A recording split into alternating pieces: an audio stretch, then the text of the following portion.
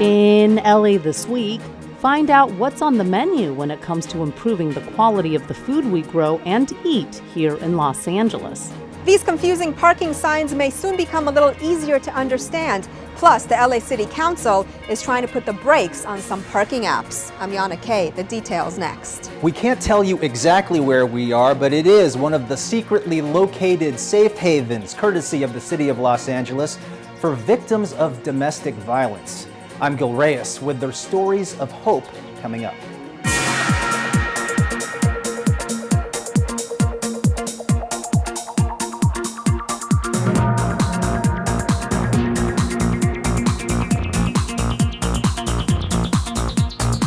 Hello and welcome to LA This Week. Thanks for joining us. I'm Ellen Chang. We begin with food. In a city that loves good food, LA City leaders are cooking up several measures aimed at producing healthier, more locally grown food options while boosting the local economy. Gil Reyes reports. For today only, everything is free, from locally grown apples to organic celery seeds to raw honey that comes straight from the honeycomb. Very tasty. LA City Hall hosts Food Day LA in the month of October, a day that encourages us to swap old ideas and food policies for healthier, homegrown options. LA City Council members give us a taste of what they're cooking up. For all ethnicities, for all socioeconomic groups, it makes a difference. One of those measures, co-authored by Councilman Felipe Fuentes and Curran Price, would grant tax incentives to property owners who turn vacant land into urban gardens like this one. Those gardens would have to measure anywhere between 1/10 of an acre to 3 acres. Roughly 8,600 parcels of land throughout Los Angeles would be eligible. This will help us transform underused and blighted plots of land that often attract crime and converts them into some living green spaces. Councilman Price is also teaming with Councilman Jose Huizar to legalize food street vending in the city, encouraging small business growth. We have some of the best food on our streets in the world, but the police are chasing them and they're not allowed to provide this food to people who are looking for it. And on the other hand, we have some communities who are asking for healthier options, and we don't allow people to provide them that food on the street. Meantime, council members Mitch O'Farrell and Paul Koretz are pushing for a ban on genetically modified foods. O'Farrell also honors local vendors with special food contracts with the city, so that a percentage of the food that the city buys and serves Angelenos is healthy, locally grown, sustainable. For nutrition that city leaders say is good for the body, as well as small local businesses. In downtown LA, Gil Reyes for LA This Week. The city also honored vendor members of the city's good food purchasing policy. They helped provide 4.5 million free meals to LA Unified students over the summer. A Long Beach man is facing capital murder charges in connection with the death of a CSUN student. As Yana Kay explains, police are once again warning folks about the dangers they could face when buying or selling online. The body of 17-year-old Abdullah Al-Qadi, an engineering student at Cal State Northridge, was found along the 10 freeway near Indio. 28-year-old Agustin Rosendo Fernandez of Long Beach is facing charges of murder along with robbery and carjacking. Police say Al-Qadi posted his Audi A6, a model similar to this one, for sale on Craigslist. At some point, Fernandez met Al-Qadi at the latter's Northridge apartment, police say with no intention of ever paying. When Al-Qadi disappeared, police arrested Fernandez, who told investigators where to find Al-Qadi's body. I think that the message for the public here is that you have to beware when using online internet sites to sell anything. Craigslist, eBay, all the other opportunities for sales are also opportunities to let unwanted people into your lives. This happened, not the victim's fault, but with absolutely tragic outcome. Officials say that if you plan on selling something online, make sure to protect yourself by not using your full name, home address, or an identifying email address. If you are using photos in your ad, only include the item you are selling, and don't post any identifiable information such as car license plates or pictures of family. Once you're ready to meet in person, meet at a public place and always bring someone along. If it feels wrong, if there's something that just doesn't feel right, then it's probably not right. You should leave the area or you should go report it to the police department. If convicted, Fernandez is eligible for the death penalty. I'm Yana Kay for LA This Week. Augustin Rosendo Fernandez is scheduled to be arraigned on November 17th. We've always heard that gun safety starts at home and that parents can be held responsible if a child gets his hands on his parent's gun. As Rasha Goel tells us, that's exactly what happened at one LA Unified school, and now the LA City Attorney is holding the parents responsible. LA City Attorney Mike Feuer says it goes beyond zero tolerance when it comes to guns at school. His office recently filed multiple criminal charges against a parent whose 17-year-old son took a loaded .45 caliber semi-automatic handgun similar to the one shown to school. For the first time ever, our office is prosecuting a parent for the failure to safely store a weapon. The gun was recovered from the Will Rogers High School student's backpack after a friend reported seeing it. Officials say the boy had been in an altercation with another student the day before. And it turns out 4 more guns were recovered from the home. Police say those were not safely stored either. And the point is, let's prevent a problem in the first place rather than reacting after the fact to a tragedy. Officials say over 60% of school shootings occur with the gun that the child brought from home. And all this can be prevented if parents take the right safety precautions. They have gun safes, all different shapes and sizes of gun safes. You can actually purchase, have at home. They can store that gun that way. Or if you don't have a gun safe, make sure it's somewhere where it's out of reach, especially from small children, but they can't get to it. And even with that, you still want to have some type of locking device on that firearm. To help parents understand gun violence prevention, Feur's office has been working with a group called Women Against Gun Violence. The group provides outreach and gun violence education. The workshops include role play activities to overcome the discomfort about talking about safe gun storage with your neighbors and family and friends. It includes free gun locks. City Attorney Mike Feuer says there is a law in the state of California that requires a weapon to be safely stored, so there is no reason for a parent to fail to safely secure their weapon. In downtown Los Angeles, I'm Rasha Goel for LA This Week. As for the high school student, he's currently facing a confidential juvenile process. We've brought you several stories during this October Domestic Violence Awareness Month. The latest one comes from one of the city's domestic violence shelters, where we hear from someone who's now turning her life around. Gil Reyes reports. I was a mistake, I'm nothing, I'm a nobody, I'm gonna kill you, I'm gonna kill my kids, I'm gonna set you on fire, you name it, I went through it. We can't show you her face, but this woman claims to have been in a 3-year abusive relationship that nearly killed her and her son. Earlier this year, she contacted the Genesis Center, a refuge for victims of domestic violence, courtesy of the city's Housing and Community Investment Department. It changed her life. I'm going back to school. I'm dressing better. I tell me every day, I kiss myself, you're beautiful. Safe havens like this one are part of the city's domestic violence shelter operations. They provide a sanctuary for victims of domestic violence and their families, usually for up to 90 days, while offering support services such as legal and psychological counseling. Domestic violence classes, parenting classes, anger management, mommy and me, life skills. Each department sits down individually and we come together as a team and we strategically put a plan in place. That plan devised in the cozy confines of Genesis Drop-In Center, where staff provide computers, also contacts regarding education and job placement.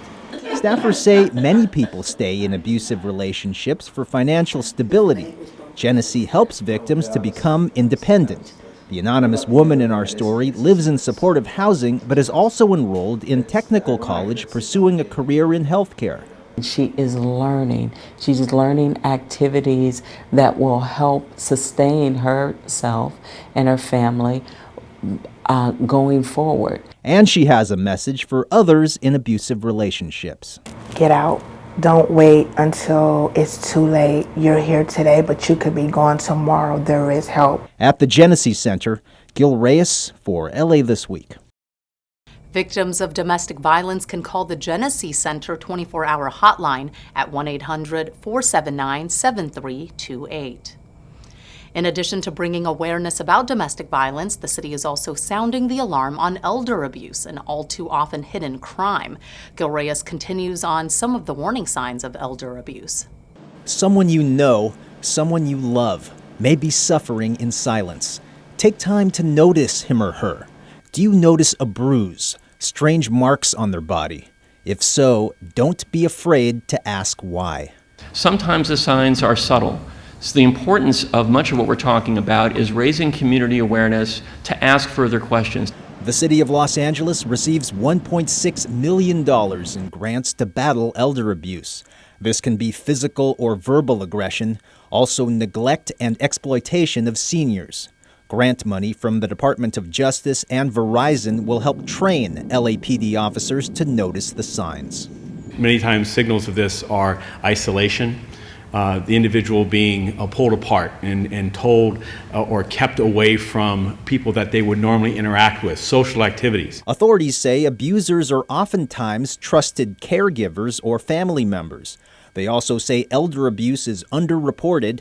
Just 100 cases filed last year by the LA City Attorney's Office compared to 11,000 domestic violence cases. Local leaders believe many more victims are out there. Victims who don't complain because of shame or for fear of retaliation. We want him or her to know there is help. We are here to help. We can get you out of the situation. We can ensure this never happens again. But this will oftentimes involve the public's help in seeing the signs first. Gil Reyes for LA This Week.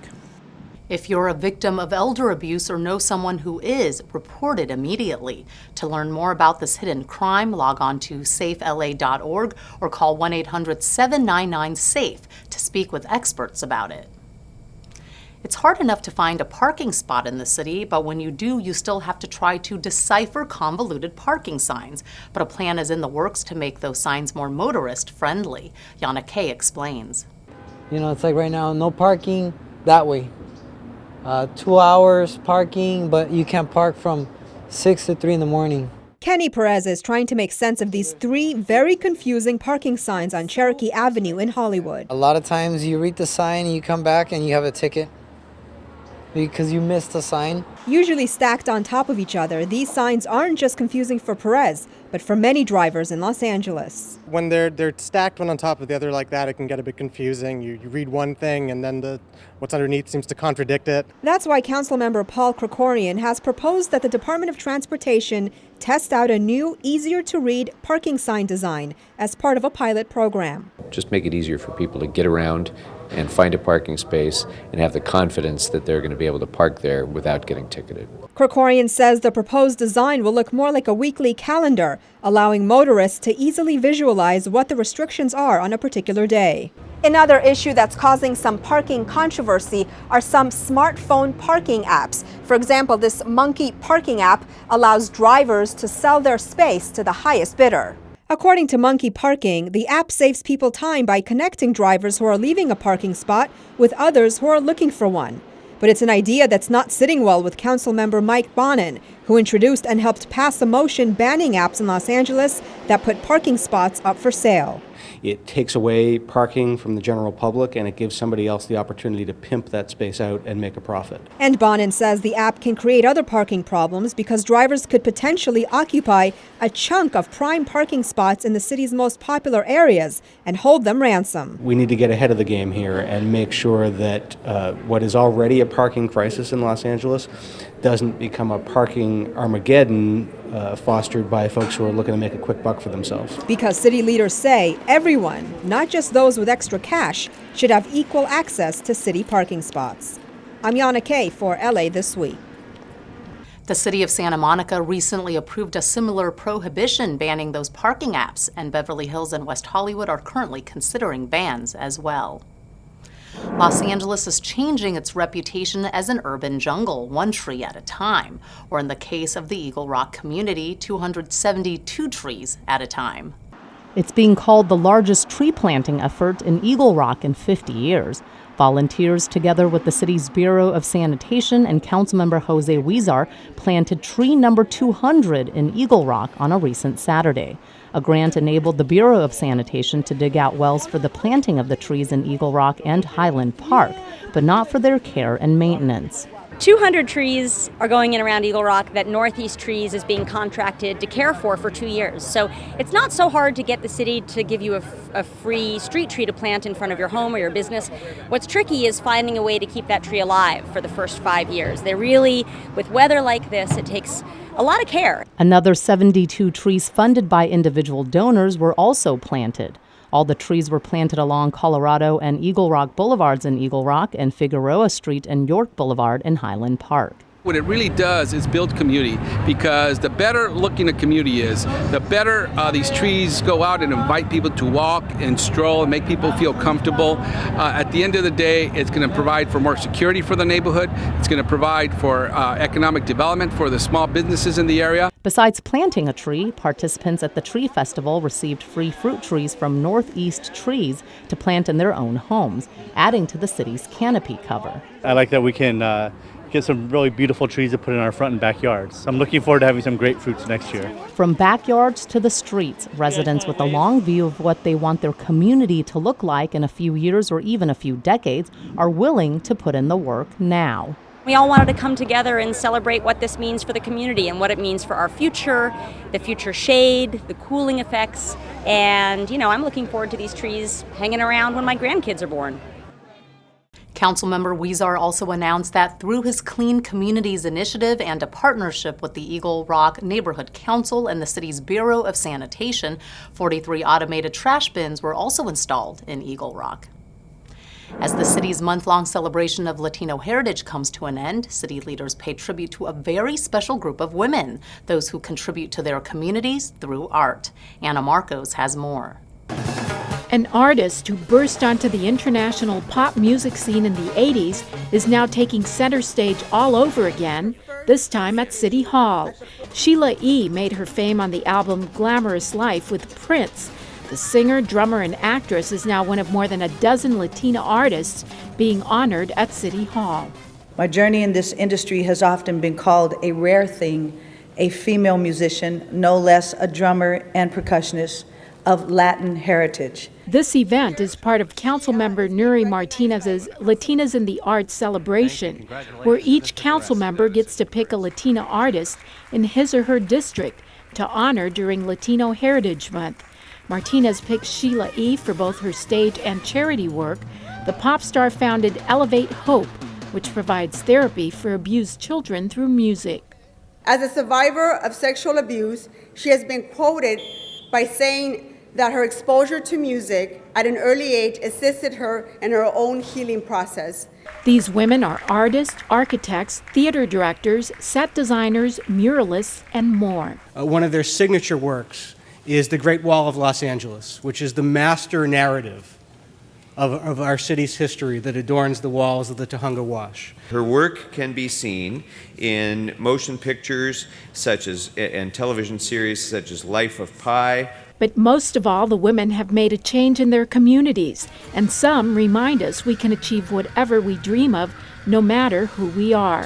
For Councilmember Huizar, Sheila E. was one of those reminders. We were looking for a reflection of ourselves in the barrios and in the Latino community, and you were there. A day of celebration, inspiration, and art. I'm Anna Marcos for LA This Week. LA public health experts discuss Ebola readiness in our region, a new traffic signal 30 years in the making, and how the city's spending your tax dollars. All you have to do is log on to find out. These stories in CityBeat. City Controller Ron Galperin's office has unveiled a sleek, more modern look for his office's open data site, controlpanel.la. That now includes precise data on the more than $1 billion in goods the city buys. Visitors can see goods purchased by the city through the city's General Services Department from July of 2011 through June of 2014. Items purchased include vehicles, cell phones, cleaning supplies, uniforms, and office supplies. Galperin said his goal in releasing the data is to spur reform by encouraging more bidders, driving down the cost of goods and services for the city, and supporting local businesses and jobs. Councilmember Mitchell Englander joined community members and the city's Department of Transportation to activate the signal at Knollwood Plaza in Granada Hills. The Balboa Boulevard Knollwood Plaza driveway project has added a traffic signal and vehicle entrance exit to the Knollwood Shopping Center. It's not only going to help the traffic flow on Balboa Boulevard, but the hundreds of people, the thousands of people that utilize this shopping center each and every year. The community's been asking for a signal at the intersection since the 1980s. Secondary work will add new curb and access ramps that will provide safe passage to the center for pedestrians.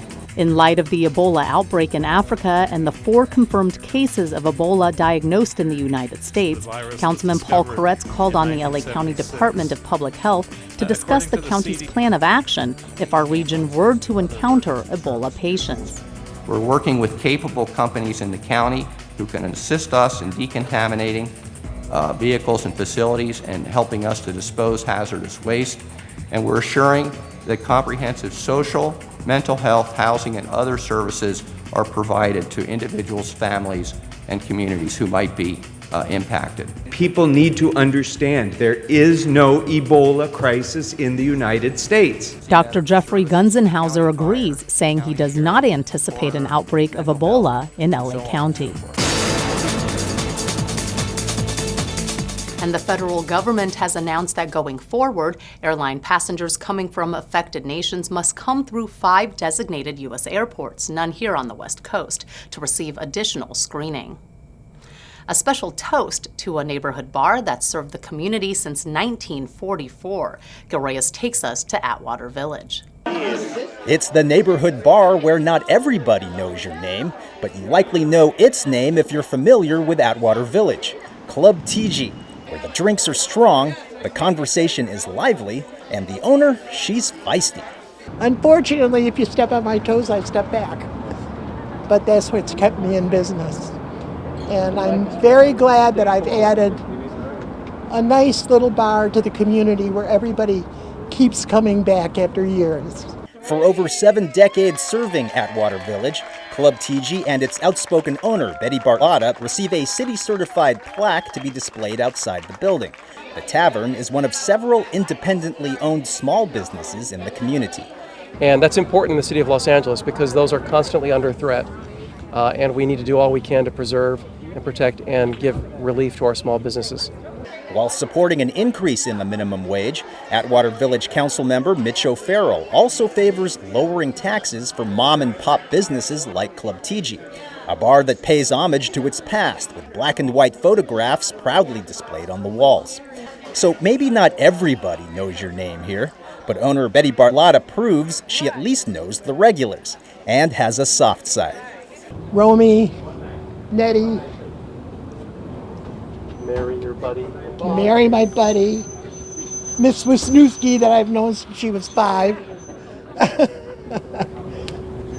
And thank you for all being here. I really appreciate it. Cheers to a neighborhood institution. In Atwater Village, Gil Reyes for LA This Week. Besides owning Club Teegee, Betty Barlotta has also been a prominent member of the local Lions Club for 15 years. In this week's list of things to do, Halloween haunts throughout the city, a dance performance about robots and Islamic art in LA. This Halloween, if you're looking for safe and free activities for your family to enjoy, look no further than the city's Department of Recreation and Parks. It's hosting, a host of events throughout the city, including this one at the Echo Park Rec Center at 1632 Bellevue Avenue on Halloween night from 4 to 8 p.m. The Halloween party will include a haunted house, costume parade, games, and arts and crafts. There will even be a photo booth, goodie bags, and refreshments. The event is recommended for kids between 5 and 12 years old. For more information on this and the department's other Halloween events, go to laparks.org. The city's Department of Cultural Affairs is collaborating with nearly 30 cultural institutions throughout Southern California, including the Getty, Cal Arts, and Red Cat, to showcase art from multiple Islamic regions.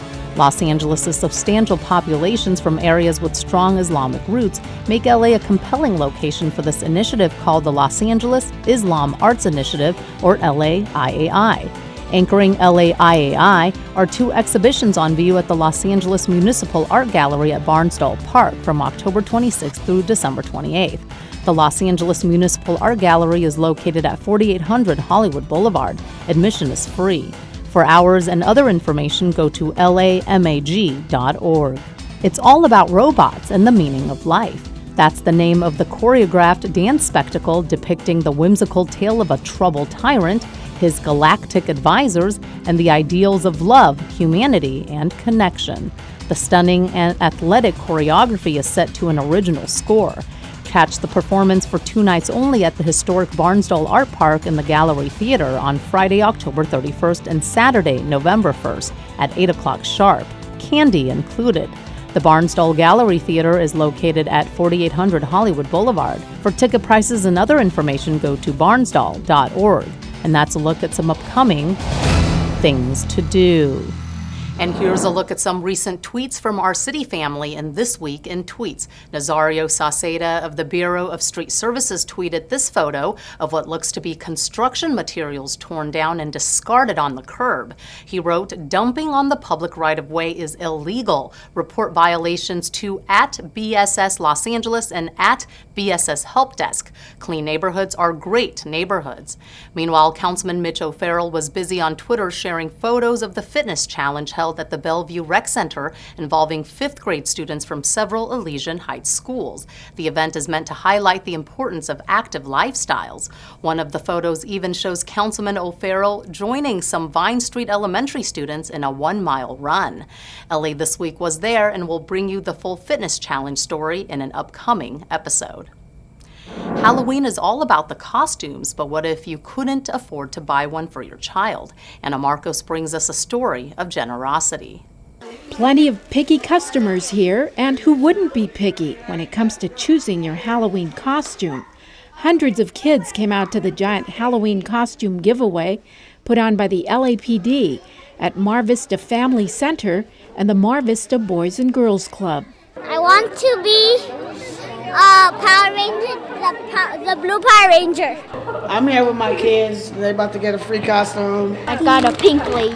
I got superhero. I think it's awesome. It's really great. They're all happy and excited. They're getting free costumes. The costumes were donated by the owner of a costume warehouse, Bonnie's Costumes. She's retiring and wanted to give back to the community.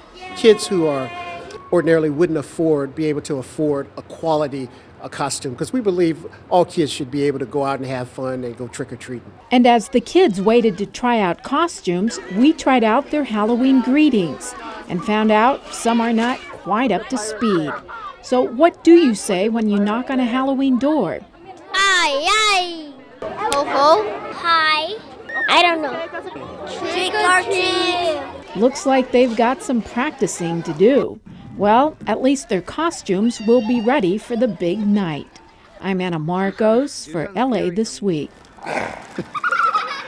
That's going to do it for this edition. Thanks for joining us. I'm Ellen Chang. A reminder that you could catch us online at lacitybeview.org. You can also follow and like us on Facebook, and our Twitter handle is @LATW35. We'll see you back here next week for more of LA This Week.